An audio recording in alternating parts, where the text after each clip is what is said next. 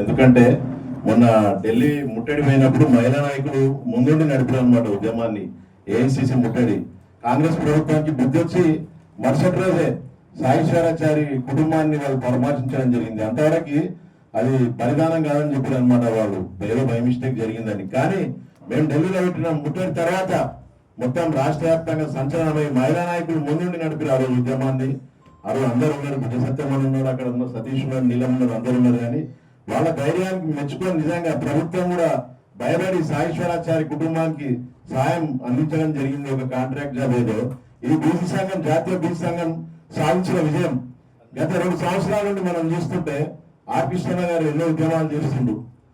ఈ కులగణన కోసం ఆయన ఉద్యమం మొదలుపెట్టి ఈ గ్రామ పంచాయతీ ఎన్నికలు, మున్సిపాలిటీ కార్పొరేషన్ ఎన్నికల్లో బీసీలకు 42% రిజర్వేషన్ ఇవ్వాలని ఇది ఎవరు చెప్పింది? ఇది కాంగ్రెస్ పార్టీ కామారెడ్డి డిక్లరేషన్ వేదికగా వాళ్ళు ఏం చెప్పారు? పెద్ద మాటలు సిద్ధరామయ్య తీసుకొచ్చి ఆయన ఒక బలిపశువు చేసిరు.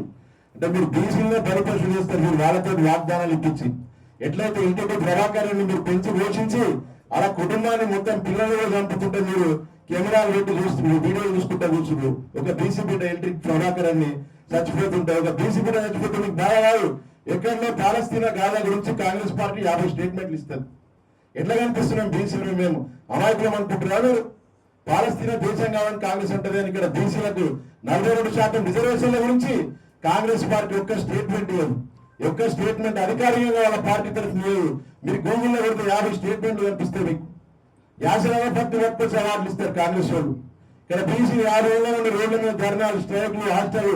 ముఖ్యమంత్రి అంటాడు ఫీజు రియంబర్స్మెంట్ ఎత్తేస్తే అంటాడు. టీఆర్ఎస్ పార్టీని నిందిస్తాడు. కామారెడ్డి డిక్లరేషన్ లో మీరే ఫీజు రియంబర్స్మెంట్ పాత విధానంలో వైఎస్ రాజశేఖర రెడ్డి ఎట్లా తీసుకొచ్చిందో అట్లా అమలు చేస్తామన్నారు. కేసీఆర్ కొన్ని రిస్ట్రిక్షన్స్ పెట్టిందో అట్లా కాదు, ప్రతి పేదోడు చదివిస్తారు, వైఎస్ఆర్ ఆశయాలు కాపాడతామని కాంగ్రెస్ పార్టీ చెప్పిప్పుడేమో కొత్త పదాలు వాడుతున్నారు, ట్రస్ట్ అని అదని ఇదని. ఇంకొకరితో చెప్పిస్తారు హాస్టల్ ఎత్తేస్తారట, బీసీఎస్సీ హాస్టల్. మీరు ఎత్తేస్తారా? మిషనరీ స్కూల్స్ ఉన్నాయి మద్రాసులు ఎత్తేస్తారా? ట్రంప్ కిడ్నాప్ చేపిస్తారు మిమ్మల్ని, క్రిస్టియన్ స్కూల్ ఎత్తేస్తారు మిమ్మల్ని. వాడిని వెనుజువేలా అధ్యక్షులు ఎత్తేసినట్టు, వెనుజువేలా అధ్యక్షులు కిడ్నాప్ చేసినట్టు. మీరు దమ్ముంటే వాటి గురించి మాట్లాడండి. మీకు చాత బీసీఎస్సీ తోటి ఏమవుతుంది? చాత కాదనుకుంటున్నాం. మీరు చూపించినా కదా గ్రామ పంచాయతీ ఎన్నికల్లో గవర్నమెంట్ లో చూపించినాం మీకు. మేము చిత్తుగా 5,123 బీసీలు గెలిచారు. నాన్ షెడ్యూల్డ్ గ్రామ పంచాయతీలో 50% దాటాం. 5,123 గెలిచి మీకు ఇంకా బుద్ధి రాకుండా ఏమనుకుంటున్నాం? మేము చదువుకున్నాం. మొన్న మీటింగ్ అయితే ఒక సర్పంచ్ అంటుడు, కృష్ణన్న పెట్టిన హాస్టల్ శివరాజ్ అని బసవాపురం సర్పంచ్ చెప్తుండు. కృష్ణన్న పెట్టిన బీసీ హాస్టల్ చదువుకున్న తాండూలా నేను సర్పంచ్ అయిన నాయబ్రాహ్మణ కులం. ఆయన కృష్ణన్న పెట్టిన హాస్టల్లో చదువుకొని ఈరోజు సర్పంచ్ ఎవరో మొదలుపెట్టారు. చిన్న కులాల వాళ్ళు, అన్ని కులాలు కూడా కలిసిపోయిన ఈరోజు బీసీ పదంలో దేశవ్యాప్తంగా ఎక్కడ లేనట్టు ఈరోజు తెలుగు రాష్ట్రాల్లో మొత్తం అన్ని 120 కులాలన్నీ కూడా సంఘటితమై గ్రామ స్థాయిలో తిరుగుబాటు తీసుకొస్తారు. మేము కాంగ్రెస్ ప్రభుత్వానికి ఓటు వేస్తున్నాం. మీరు కోట్లు ఏం భావించారు? 42% గురించి జనాభా అడిగితే జనాభా అయితే ఒక 56-57 కూడా క్లారిటీ లేదు కాంగ్రెస్ పార్టీకి. 56.5 అంటారు, 56 అంటారు. జడ్జి తిట్టిండు. అసలు జనాభా ఎంత, బీసీ లెక్కలు ఎంత జడ్జి మందలించడం జరిగింది. మీ నిరంజన్ రావు గారే తిట్టు స్వయంగా కాంగ్రెస్ పార్టీని. ఆయన మీ బీసీ కమిషన్ చైర్మన్ విమర్శించిండు. ఏం చేసినా గ్రామ పంచాయతీలో ఈ రిజర్వేషన్ ఏంటి? అసలు అడ్డంగా తగ్గించేసి బీసీలకు అన్యాయం జరిగింది. రిజర్వేషన్ పెంచినాక ఎన్నికల పోమని చెప్పి అయినా కూడా ప్రభుత్వానికి కనీస స్పందన లేదు. బీసీలు అంటే కనీసం గౌరవం లేదు ఈ రాష్ట్ర ప్రభుత్వానికి.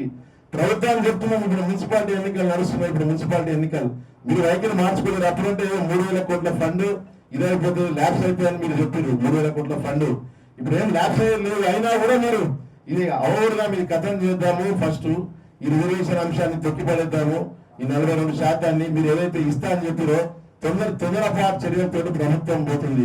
కోర్టులో ఫైట్ చేయమని మేము కోరుతున్నాం. మీ రెడీ జాగ్రత్తగా చేపించింది. వాళ్ళని కూర్చోబెట్టండి, అయిపోతుంది. వాళ్ళని కూర్చోబెట్టి చర్చలు చేయండి, అయిపోతుంది. బీసీ సంఘాలతోటి మేము కూడా చెప్తాం. వాళ్ళకి హాస్టల్ పెట్టిద్దాం, వాళ్ళకి స్కాలర్షిప్లు. కృష్ణయ్య ఈ ఈబీఎస్సీలకు కూడా ఫీజు రియంబర్స్మెంట్ పెట్టామని చెప్పింది. మేము అన్ని కులాన్ని కట్టుకోబోతున్నప్పుడు మీ ఈ పంచాయతీరాజ్ మున్సిపాలిటీ ఎన్నికల్లో ఎందుకు ఆ కేసు వేసి మీరు ఇదంతా ఎందుకు చేస్తారు? రాత్రి J46 తీసుకొచ్చి బీసీ రిజర్వేషన్ తగ్గించి ఇప్పుడు మళ్ళీ మున్సిపల్ ఎన్నికలకు తొందరపడిపోయి. కాబట్టి కాంగ్రెస్ పార్టీ కక్షపూరితంగా ముఖ్యమంత్రి అంటే ఇంగ్లీష్ మీడియం మీద కామెంట్ చేస్తాడనమాట. ఇంగ్లీష్ మీడియం ఎందుకంటే కమ్యూనికేషన్ ఎందుకంటారు ముఖ్యమంత్రి గారు. బాధాకరమైన విషయం. అంటే బీసీ ఎస్సీ ఇంగ్లీష్ మీడియం చదవదు, వీళ్ళ పిల్లలు మాత్రం లండన్ స్కూల్ ఆఫ్ ఎకనామిక్స్ లో చదువుతారు, విదేశాల్లో చదువుతారు, అక్కడెక్కడ యూనివర్సిటీ డొనేషన్లు కూడా ఇస్తారు, కోట్లు ఇచ్చి హార్వర్డ్ లా స్టాన్ఫర్డ్ లా పిల్లలకు అడ్మిషన్ కూడా తెచ్చుకుంటారు. కానీ మన పిల్లలు మాత్రం ఇంగ్లీష్ మీడియం చదువుతారు. అంటే గత 6 నెలలు 1 ఇయర్ నుండి ఎప్పుడైతే ఇక్కడ బీసీ తిరుగుబాటు వచ్చిందో తెలంగాణలో ఈ పదాలు బాగా వింటున్నాం అనమాట. ఇంగ్లీష్ మీడియం ఎత్తేసేయాలి, ఇంగ్లీష్ మీడియం ఏమవసరం డిమోటివేట్ చేస్తారు.